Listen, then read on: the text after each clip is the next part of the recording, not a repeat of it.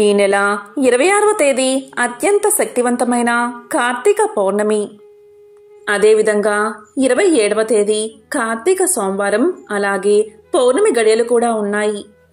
ఈ కార్తీక పౌర్ణమి ఆ మహాశివుడికి అత్యంత ఇష్టమైన రోజుగా మన పురాణాలు చెబుతున్నాయి. ఈ రోజు మీరు ఏ చిన్న పని చేసినా అది అనేక రెట్ల పుణ్య ఫలితాల్ని కలిగిస్తుంది. మరి ఇంతటి పవిత్రమైన రోజు 365 ఒత్తుల దీపాన్ని అందరూ వెలిగించి సంవత్సరం మొత్తం దీపారాధన చేసిన ఫలితాన్ని పొందుతారు. మరి ఈరోజు ఉపవాసాన్ని అందరూ చేస్తారు. కానీ చాలామంది ఏమనుకుంటారు అంటే, కార్తీక పౌర్ణమి రోజు ఉపవాసం ఉండకుండా 365 ఒత్తుల దీపాన్ని వెలిగించవచ్చా, లేదా ఖచ్చితంగా ఉపవాసం ఉండి మాత్రమే దీపాన్ని వెలిగించాలా అని చాలామందికి ఉన్న ధర్మ సందేహమిది. దీనికి వివరణ ఇప్పుడు మనం ఈ వీడియోలో తెలుసుకుందాం. ఎప్పుడైనా సరే కార్తీక పౌర్ణమి అంటే ఆ రోజు రాత్రి పౌర్ణమి గడియలు ఉండాలి, అలాగే కృతికా నక్షత్రం కూడా కలిసి ఉండాలి. ఇలా కార్తీక పౌర్ణమి మరియు కృతికా నక్షత్రం కలిసిన అద్భుత సమయాన్ని కార్తీక పౌర్ణమిగా మన పురాణాలు చెబుతున్నాయి. మరి ఈసారి కృతికా నక్షత్రం మరియు పౌర్ణమి గడియలు ఏ రోజు ఏ సమయంలో వచ్చాయో ఇప్పుడు తెలుసుకుందాం. కార్తీక పౌర్ణమి రోజు రాత్రి పౌర్ణమి గడియలకు ఎంతో విశేషత ఉంటుంది. ఈ రోజు రాత్రి పున్నమి చంద్రుడి వెన్నెల్లో అమృతం ఉంటుంది. అలా ఉన్న సమయంలో మనం ఏం చేసినా సరే కోటి జన్మల పుణ్యం వస్తుంది. ఇలా రాత్రి సమయంలో పౌర్ణమి గడియలు ఉన్న రోజే ప్రకృతిలో కూడా నిద్రాణమై ఉన్న కొన్ని శక్తులు యాక్టివేట్ అవుతాయి. ఆ శక్తులను మనం పొందాలి అంటే ఆ రోజు పౌర్ణమి గడియల్లో శివారాధన తప్పకుండా చేయాలి. పూర్ణిమ చంద్రుడు ఉన్న సమయంలో వెన్నెల్లో గడపాలి. మన శరీరానికి వెన్నెల తగిలేలా చూసుకోవాలి. అలా చేస్తే అందులోని అమృతత్వం మన శరీరంలోకి ప్రవేశిస్తుంది. మరి ఇంతటి విశేషమైన పౌర్ణమి గడియలు ఏ రోజు ఉన్నాయి? నవంబర్ 26వ తేదీనా, లేక నవంబర్ 27వ తేదీనా అనేది ఇప్పుడు తెలుసుకుందాం.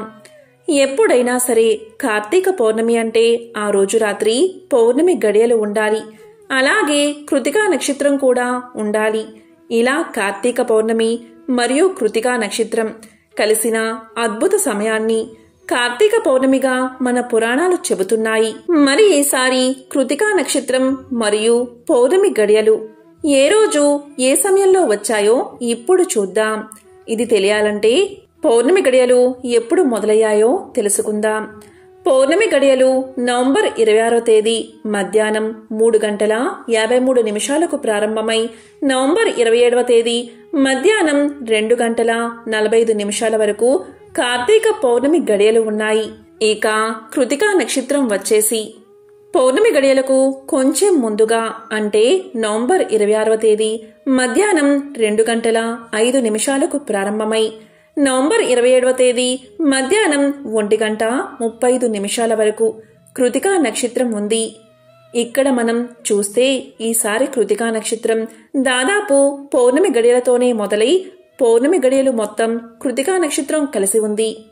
చాలామంది కార్తీక పౌర్ణమిని ఈ కృతికా నక్షత్రాన్ని ఆధారంగా చేసుకుంటారు.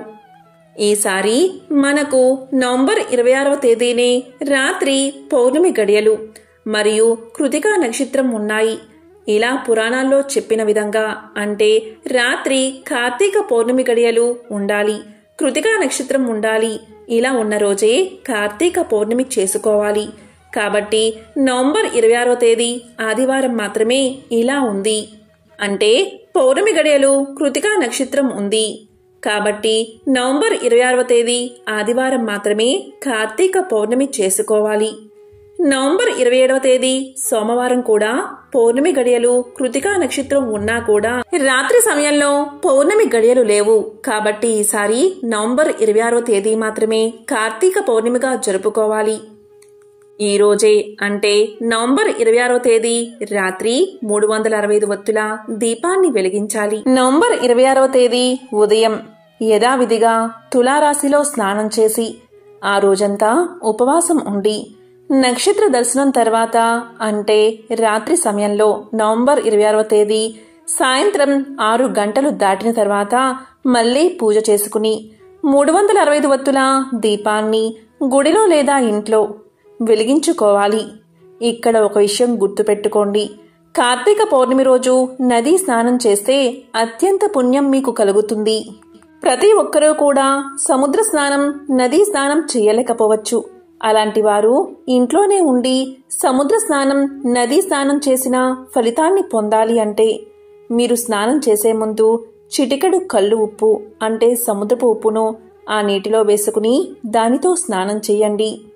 నవంబర్ 26వ తేదీ అంటే కార్తీక పౌర్ణమి రోజు ఈ విధంగా స్నానం చేసినా కూడా కార్తీక పౌర్ణమి స్నాన ఫలితం 100% దక్కాలి అంటే నవంబర్ 27వ తేదీ ఉదయం సూర్యుడు తులారాశిలో ఉండగా అంటే తెల్లవారుజామున 3:30 నుండి 5:30 మధ్యలో కార్తీక పౌర్ణమి స్నానం చేయాలి. వివరంగా చెప్పాలి అంటే కార్తీక పౌర్ణమి రోజు కార్తీక దీపం అలాగే కార్తీక స్నానం చేస్తే చాలా మంచిది. కార్తీక దీపం ఎప్పుడు పెట్టాలి అంటే రాత్రి సమయంలో. నవంబర్ 26వ తేదీ మధ్యాహ్నం నుంచి పౌర్ణమి గడియలు మొదలై నవంబర్ 27వ తేదీ మధ్యాహ్నం ముగుస్తున్నాయి. కాబట్టి నవంబర్ 26వ తేదీ రాత్రి సమయంలో పౌర్ణమి గడియలు ఉన్నాయి కాబట్టి నవంబర్ 26వ తేదీ దీపాన్ని వెలిగించాలి. 365 వత్తుల దీపాన్ని వెలిగించాలి. ఇక పౌర్ణమి స్నానం ఎప్పుడు చేయాలి అంటే సూర్యుడు తులారాశిలో ఉండగా అంటే ఉదయం 3:30 నుంచి 5:30 లోపు చేయాలి.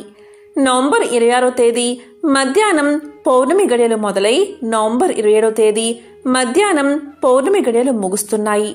ఇలా చూస్తే నవంబర్ 26వ తేదీ ఉదయం అంటే తెల్లవారుజామున సూర్యుడు ఉదయించే సమయంలో అంటే తులారాశి సమయంలో పౌర్ణమి గడియలు లేవు. నవంబర్ 27వ తేదీ మధ్యాహ్నం వరకు పౌర్ణమి గడియలు ఉన్నాయి కాబట్టి కార్తీక పౌర్ణమి స్నాన ఫలితం మీకు 100% దక్కాలి అంటే నవంబర్ 27వ తేదీ ఉదయం కార్తీక పౌర్ణమి స్నానాన్ని ఆచరించాలి. ఇక్కడ మీకు సందేహం కలగవచ్చు, ఎందుకు తులారాశి సమయంలోనే కార్తీక పౌర్ణమి స్నానం ఆచరించాలి అని. ఎందుకు అంటే ఈ సమయంలో నీటిలో గంగాదేవి, అగ్నిదేవుడు ఉంటారు. సమస్త తీర్థ దేవతలు కూడా ఆ సమయంలో నీటిలోనే ఉంటారు. ఆ సమయంలో స్నానం చేస్తేనే మనం తెలిసి తెలియక చేసిన సమస్త పాపాలు ఆ గంగాదేవి పోగొడుతుంది. అందుకే ఈ సమయంలోనే స్నానాన్ని ఆచరించాలి. మీరు కార్తీక పౌర్ణమి స్నానాన్ని నవంబర్ 26వ తేదీ కూడా ఉదయం 3:30 నుంచి 5:30 లోపు చేసి ఆ రోజంతా ఉపవాసం ఉండండి. ఇక నక్షత్ర దర్శనం తర్వాత పూజ చేసుకుని 365 వత్తుల దీపాన్ని వెలిగించండి. అలాగే నవంబర్ 27వ తేదీ తెల్లవారుజామున కూడా కార్తీక పౌర్ణమి స్నానం ఆచరించండి. ఇలా చేస్తే 100% స్నాన ఫలితం మీకు దక్కుతుంది. నవంబర్ 27వ తేదీ ఉదయం సూర్యుడు తులారాశిలో ఉండగానే స్నానం ఆచరిస్తే చాలా మంచిది. ఇది కుదరని వారు కనీసం పౌర్ణమి గడియలు వెళ్లేలోపు అంటే నవంబర్ 27వ తేదీ మధ్యాహ్నం 2:45 లోపు ఖచ్చితంగా అందరూ కూడా కార్తీక పౌర్ణమి స్నానాన్ని చేయండి. నవంబర్ 26వ తేదీ మధ్యాహ్నం 3:53 నుంచి మీరు సముద్ర స్నానాన్ని చేయవచ్చు. మనం నిత్యం పనుల్లో ప్రతిరోజు దీపారాధన చేయడం కుదరకపోవచ్చు. అందుకే ఈ కార్తీక పౌర్ణమి రోజు 365 వత్తుల దీపాన్ని వెలిగించి 365 రోజులు దీపాన్ని వెలిగించిన ఫలితాన్ని పొందండి. ఇలా సంవత్సరం మొత్తం దీపారాధన వెలిగించిన ఫలితం రావాలి అంటే మీరు ఖచ్చితంగా నవంబర్ 26వ తేదీ రాత్రి 365 వత్తుల దీపాన్ని వెలిగించండి. ఇక ఇక్కడ విశేషం ఏంటి అంటే నవంబర్ 27వ తేదీ సోమవారం కార్తీక పౌర్ణమి గడియలు కూడా ఉన్నాయి. అందున కార్తీక సోమవారం. ఈ కార్తీక సోమవారం మధ్యాహ్నం వరకు పౌర్ణమి గడియలు ఉన్నాయి. అలాగే సూర్యోదయ సమయంలో కూడా కృతికా నక్షత్రం ఉంది. ఈరోజు కార్తీక సోమవారం కాబట్టి ఈరోజు ఉదయం కార్తీక స్నానాన్ని ఆచరిస్తే ఒకేసారి కార్తీక సోమవార స్నాన ఫలితం అలాగే కార్తీక పౌర్ణమి స్నాన ఫలితం ఒకేసారి మీకు లభిస్తాయి. ఇలా కార్తీక సోమవారం, కార్తీక పౌర్ణమి గడియలు వచ్చిన ఈ రోజు ఎవ్వరూ కూడా అస్సలు వదులుకోవద్దు. నవంబర్ 26వ తేదీ రాత్రి పున్నమి కాంతి ఒంటికి తగిలితే చాలు సమస్త దోషాలు తొలగిపోతాయి. మీకు ఉన్న నరదృష్టి నరఘోష తొలగిపోతుంది. అఖండ ఐశ్వర్యం కలుగుతుంది. అదేవిధంగా ఈ అద్భుత పౌర్ణమి గడియల్లో బకెట్లో నీటిని నింపి ఆ నీటిని వెన్నెల్లో పెట్టి గంట తర్వాత ఆ నీటితో స్నానం చేస్తే చాలా స్నానం చేసినా వారి ఒంట్లోకి అమృతత్వం ప్రసరిస్తుంది. ఎందుకు అంటే చంద్రుడిలోని చల్లదనాన్ని అమృతత్వాన్ని కేవలం నీరు మాత్రమే ఎక్కువగా గ్రహిస్తుంది. అలా ఈ పున్నమి కాంతిలో నీరు ఉంచి దాంతో స్నానం ఎవరైతే చేస్తారో వారి ఒంట్లోకి అమృతం ప్రవేశించి తెలియని దైవిక శక్తి వారి ఒంట్లోకి ప్రవేశించి ఎంతో ఆరోగ్యాన్ని కలిగిస్తుందని పురాణ గ్రంథాలు తెలియచేస్తున్నాయి. ఈ విధంగా మన పూర్వీకులు పల్లెటూరులో కార్తీక పౌర్ణమి రోజు అందరూ స్నానం చేసి ఎన్నో అద్భుత ఫలితాలు పొందారు. ఇక వ్రతాలు, నోములు, సత్యనారాయణ స్వామి వ్రతం, నీటిలో దీపాలు వదలడం, చంద్రారాధన, తులసికోట పూజ, లలితా సహస్రనామాలు పారాయణం చేయడం ఇవన్నీ కూడా పౌర్ణమి గడియల్లో నవంబర్ 26వ తేదీన జరుపుకోవాలి. ఇక నవంబర్ 26వ తేదీ సాయంత్రం సూర్యాస్తమయం 5:35 అవుతుంది. ఇక్కడి నుంచి అందరూ కూడా 365 ఒత్తులను వెలిగించుకోవడం, వ్రతాలు, నోములు చేసుకోవచ్చు. కాబట్టి ఈసారి నవంబర్ 26వ తేదీ రాత్రి మాత్రమే కార్తీక పౌర్ణమిని జరుపుకోవాలి. కార్తీక పౌర్ణమి రోజు 365 ఒత్తుల దీపాన్ని ఉపవాసం చేయకుండా అంటే ఏదైనా తిని 365 ఒత్తుల దీపాన్ని వెలిగించవచ్చా అంటే 365 ఒత్తుల దీపాన్ని ఉపవాసం చేయకుండా స్నానం చేసి దీపాన్ని గుడిలో కానీ పూజా గదిలో కానీ తులసికోట ముందు కానీ వెలిగించవచ్చు. ఉపవాసం చేసే 365 ఒత్తుల దీపాన్ని వెలిగించాలి అనే నియమం ఏదీ లేదు. ఉపవాసం ఉంటే మంచిదని పెద్దలు చెబుతారు. ఉపవాసం లేకపోయినా కూడా మీరు 365 ఒత్తుల దీపాన్ని వెలిగించవచ్చు. ఇక చాలామంది ఉపవాసం అంటే మంచినీళ్లు కూడా తాగకుండా ఉపవాసాన్ని పాటిస్తారు, కటిక పచ్చం చేస్తారు. కానీ కార్తీక పౌర్ణమి రోజు అంత పచ్చి ఉపవాసాలు చేయకూడదు. అంత కఠిన ఉపవాసాలు ఆరోగ్యానికి కూడా మంచివి కావని మన మహర్షులు నెలలో కేవలం ఒకరోజు మాత్రమే అంటే ఏకాదశి రోజు మాత్రమే ఉపవాసాన్ని ఆచరించాలని, మిగిలిన రోజుల్లో నక్త ఉపవాసాలు అంటే ఉదయం నుంచి సాయంత్రం వరకు ఉపవాసం ఉండి అంటే పళ్ళు, పచ్చిపాలు తీసుకుని రాత్రి నక్షత్ర దర్శనం అయ్యాక భోజనం చెయ్యాలి. దీనినే నక్త ఉపవాసము అంటారు. ఇది మహాశివుడికి ఇష్టమైన ఉపవాస పద్ధతి. కాబట్టి మీకు వీలైతే నక్త ఉపవాసం పాటించండి. ఉపవాసం లేకున్నా పర్వాలేదు. సాత్విక ఆహారాన్ని తీసుకుని శుభ్రంగా స్నానం చేసి 365 ఒత్తుల దీపాన్ని ఇంట్లో కానీ పూజా గదిలో కానీ లేదా తులసి కోట ముందు కానీ లేదా ఆలయంలో కానీ వెలిగించవచ్చు. మరి ఈ 27వ తేదీ అంటే కార్తీక సోమవారం పౌర్ణమి గడియలు కలిసిన ఇంతటి విశిష్టమైన రోజు. పౌర్ణమి గడియలు మధ్యాహ్నం వరకే ఉన్నాయి. కాబట్టి ఈ కార్తీక సోమవారం రోజు ఉదయమే బ్రాహ్మీ ముహూర్తంలో నిద్రలేచి తల స్నానం చేసి కార్తీక దీపాలను వెలిగించాలి. తరువాత తూర్పువైపు కృతికా నక్షత్రాలను చూసి నమస్కారం చేసుకోవాలి. తరువాత ఉపవాసం ఉండాలి అనుకునేవారు పాలు, పళ్ళు వంటివి తినండి. మధ్య మధ్యలో పళ్ళ రసాలు తాగండి. అల్పాహారం కూడా తినవచ్చు.